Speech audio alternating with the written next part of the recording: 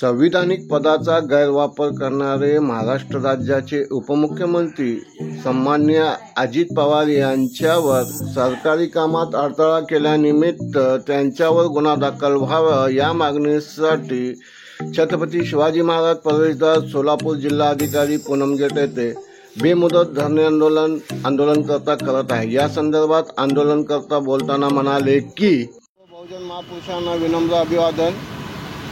मी सरपंच शेख आंदोलनकर्ता आज बेमुदत धरणे आंदोलन बसण्याचं कारण एवढंच आहे की महाराष्ट्र राज्याचे उपमुख्यमंत्री सन्माननीय अजित पवार साहेब यांनी कर्तव्यदक्ष पदावर असताना एखादा IPS अधिकाऱ्यानं जे दमबाजी केली, जे शासकीय कामात अडथळा केले, त्यावर शासकीय कामं अडथळा केल्यानिमित्त त्यांच्यावर नवीन भारतीय संहिता 2023 अधिनियम 132 प्रमाणे पूर्वीच्या कलम 153 प्रमाणे 353 प्रमाणे गुन्हा दाखल व्हावं या मागणीसाठी मी आज जिल्हा परिषद छत्रपती शिवाजी महाराज प्रवेशद्वार आंदोलन गेट येथे बेमुदत आंदोलन बसले आहे। कारण एखादा सामान्य माणूस काही शासकीय कामात अडथळा केली की पटकन त्याच्यावर 353 प्रमाणे म्हणजे आजच्या अधिनियम 132 प्रमाणे गुन्हा दाखल करण्यात येत आहे।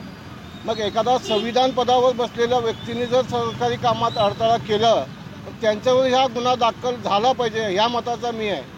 कारण आपल्या भारत देशात संविधान हे सर्वांसाठी समान आहे। मग तो उद्योगपती असो, करोडपती असो किंवा गरीबातला गरीब असो, प्रत्येकाला संविधानाचे नियम मान्य केलंच पाहिजे। मग गरीबाला नियम वेगळं आणि श्रीमंतांना नियम वेगळं असं दुजाभाव का, असं माझं स्पष्ट मत आहे।